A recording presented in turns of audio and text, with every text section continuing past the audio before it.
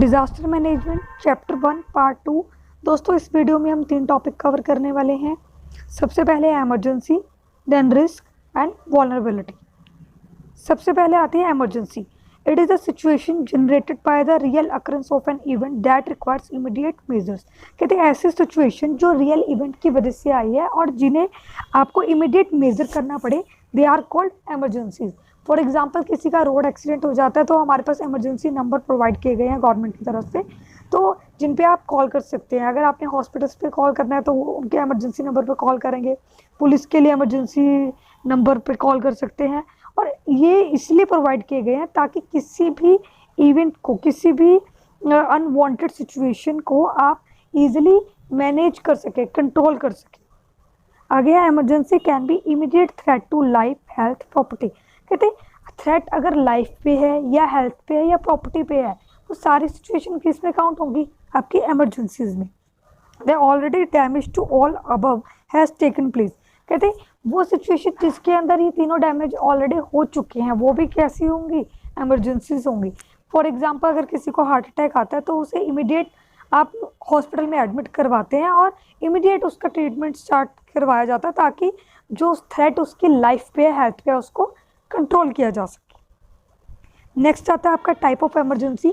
दोस्तों इमरजेंसी को क्लासिफाई किया गया है यहाँ पर अफेक्टिंग फैक्टर्स के ऊपर कि जो सिचुएशन है, जो इवेंट है, वो किस चीज़ को इफेक्ट कर रहे हैं। थ्रेट है वो लाइफ के ऊपर, हेल्थ के ऊपर या फिर इन्वायरमेंट के ऊपर।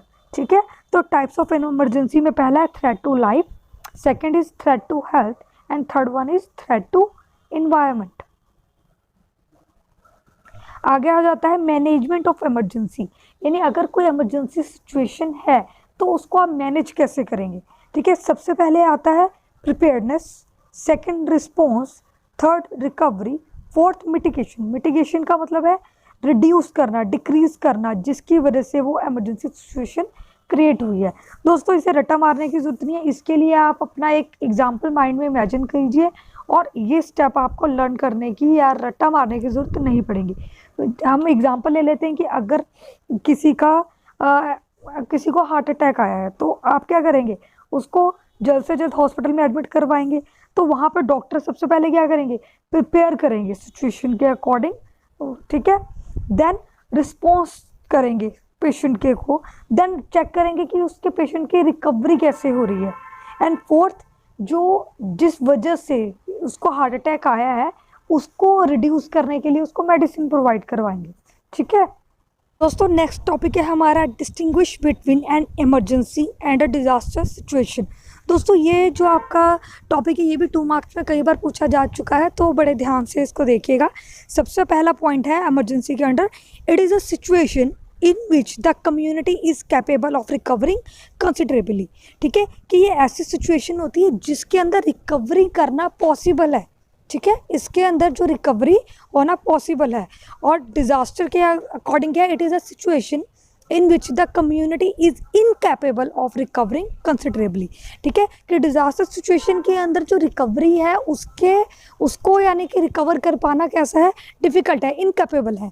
ठीक है, एग्जाम्पल के तौर पे अगर किसी का एक्सीडेंट हुआ है, उसे चोट लगी है, तो वो कुछ टाइम के अंदर रिकवरी कर जाएगा।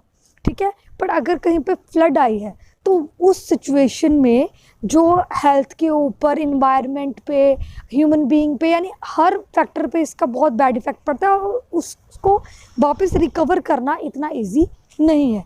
ठीक है, नेक्स्ट पॉइंट है आपका an emergency is a sudden, urgent, unexpected event requiring immediate action, usually requiring help.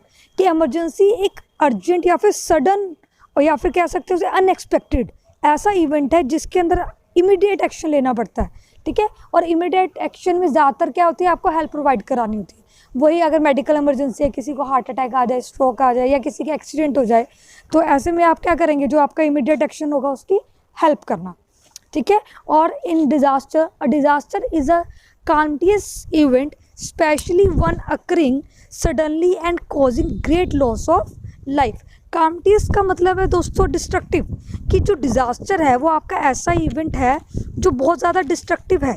ठीक है, जिसके अंदर बहुत ज़्यादा लेवल पे लॉस ऑफ लाइफ रहता है और जिसको यानी कि कंट्रोल करना काफ़ी डिफ़िकल्ट है। ठीक है, नेक्स्ट आता है फ्रेंड्स हमारा वल्नरेबिलिटी। दोस्तों हम पहले भी एक बार पढ़ चुके हैं एक लाइन में, अब इसे हम डिटेल में पढ़ेंगे कि vulnerability can be defined as the area which is prone for the impact of hazard. कि वल्नरेबिलिटी क्या है, एक ऐसा पर्टिकुलर एरिया जिसके ऊपर हैज़ार्ड का डायरेक्ट इम्पैक्ट पड़ सकता है। ठीक है, इसके लिए हम एग्जांपल कंसीडर कर लेते हैं कि आपको पता है कि ये जो टॉप ऑफ हिल है वो कभी भी लैंडस्लाइड की वजह से नीचे गिर सकता है, तो इसलिए जो उस हिल की बॉटम में कोई भी कंस्ट्रक्शन नहीं की जाती, क्योंकि वो जो एरिया है वो कैसा है, वल्नरेबल है अकॉर्डिंग टू दैट प्लेस। ठीक है, सेकेंड डेफिनेशन है it is the extent to which a community structure services environment is likely to be damaged or destroyed by the impact of a hazard। कहते किसी community structure पे, किसी environment पे किस हद तक किसी हैज़ार्ड का इम्पैक्ट पड़ सकता है या डैमेज हो सकता है, उससे भी आप क्या कहेंगे, वल्नरेबल। ठीक है, इसके लिए एक एग्जांपल और कंसीडर कर लेते हैं दोस्तों। मान लीजिए कोई पॉलिटिकल पार्टी है जिसने कोई ना कोई स्कैंडल किया हुआ है, तो वो उसे हाइड करने की कोशिश करेगी। ठीक है, क्योंकि वो उस स्कैंडल के अकॉर्डिंग कैसी है, वल्नरेबल है, कि अगर किसी को स्कैंडल के बारे में पता लगा तो उसकी जो पार्टी है उसकी इमेज पर बहुत बैड इम्पैक्ट पड़े। नेक्स्ट टॉपिक है हमारा टाइप्स ऑफ वल्नरेबिलिटी। सबसे पहले है फिजिकल को समझने के लिए हम एग्जांपल ले लेते हैं कोई भी स्ट्रक्चरल डैमेज, यानी कि अगर किसी बिल्डिंग में कोई भी डैमेज हो या बिल्डिंग कोलैप्स हो जाए, ठीक है, क्योंकि वो बिल्डिंग बहुत ज़्यादा पुरानी हो चुकी है। ठीक है, तो उसे आप क्या कहेंगे कि वो बिल्डिंग अकॉर्डिंग टू टाइम, या कह सकते हैं कि अगर वहाँ पे भूकंप आए तो वो बिल्डिंग के कोलैप्स होने के चांसेस क्या हैं, सबसे ज़्यादा है। तो वो जो बिल्डिंग है वो कैसी हो गई है, वल्नरेबल हो गई है। ठीक है, तो ये आपका एग्जांपल आता है फिजिकल वल्नरेबिलिटी के अकॉर्डिंग। सेकंड आता है आपका सोशल के लिए आप कंसिडर कर सकते हैं कोई भी disease, for example corona virus. अब कोरोना वायरस की वजह से जो हमारा सोशल सर्कल है, सोशल लाइफ है, उस पर बहुत बैड इम्पैक्ट पड़ा है। ठीक है ना, तो जो हमारी सोशल लाइफ है वो बैडली वल्नरेबल है according to that disease. Next आ जाता है आपका इन्वायरमेंटल के लिए हम कंसिडर कर लेते हैं एंडेंजरमेंट ऑफ स्पीसीज़, यानी किसी भी पर्टिकुलर स्पीसीज़ के जब ख़त्म होने के कगार आ जाती है तो उससे हम कह सकते हैं कि वो कैसी है, वल्नरेबल है। फॉर एग्जांपल टाइगर्स, इंडिया के अंदर जो टाइगर्स हैं वो डे बाय डे कैसे हो रहे हैं, कम हो रहे हैं। ठीक है, नेक्स्ट हम एग्जांपल ले लेते हैं आपका इकोनॉमिक के अकॉर्डिंग ले सकते हैं कि अगर आपको मान लीजिए कोई इंश्योरेंस लॉसेस हो गए हैं, ठीक है, तो आप कैसे हो गए हैं, वल्नरेबल हो गए हैं according to that insurance policy. Okay, ऐसे ही आपका एजुकेशन आ जाता है। ठीक है, कि अगर वैसे हम देख सकते हैं कि कोरोना की वजह से हमारा जो एजुकेशन सिस्टम है उस पर भी बहुत ज़्यादा इम्पैक्ट पड़ा है। ओके, तो जो हमारा एजुकेशन सिस्टम है वो भी वल्नरेबल हो गया according to that. Next topic है risk. It is the probability of the loss which will result due to unfavorable effect of an event। कहते रिस्क क्या है कि किसी भी चीज़ के नुकसान होने की संभावना जो किसी इवेंट की वजह से हुई है। ठीक है, फॉर एग्जांपल अगर कहीं पे भूकंप आता है तो क्या आपकी लाइफ के ऊपर वो थ्रेट है। ठीक है, जो लॉस ऑफ लाइफ है वो बहुत ज़्यादा पॉसिबल है, तो उस टाइम रिस्क पे आपकी क्या हुई, लाइफ। ठीक है, सेकेंड डेफिनेशन देखते हैं इसकी। Risk can also be defined as potentially of losing something which has importance such as human life, material, property और इन्वायरमेंट।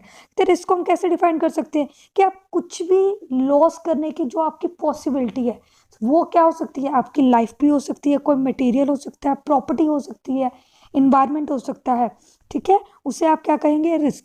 अगर एग्जाम्पल के तौर पे देखा जाए गैम्बलिंग में भी बहुत ज़्यादा रिस्क है, उसके अंदर रिस्क किसके ऊपर है, आपकी मनी के ऊपर। ठीक है, जो लोग गैम्बलिंग करते हैं वो अपनी मनी के ऊपर रिस्क लेते हैं। ठीक है, अपने पैसे को डबल या ट्रिपल करने के लिए।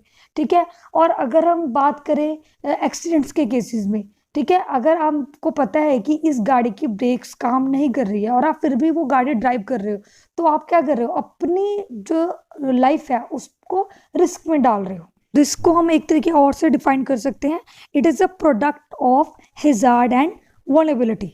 ठीक है, कि जो रिस्क है आर है which is equal to H into V. H यहाँ पे क्या रिप्रेजेंट कर रहा है, हैज़ार्ड, एंड वी क्या रिप्रेजेंट कर रहा है? आपकी वल्नरेबिलिटी। ठीक है फ्रेंड्स, तो होपफुली आप लोगों को वीडियो मेरा पसंद आया होगा, और अगर आपको मेरा वीडियो पसंद आया है तो लाइक कीजिएगा, कमेंट कीजिएगा, और अपकमिंग वीडियोस के लिए हमारा चैनल सब्सक्राइब कीजिएगा। Thank you.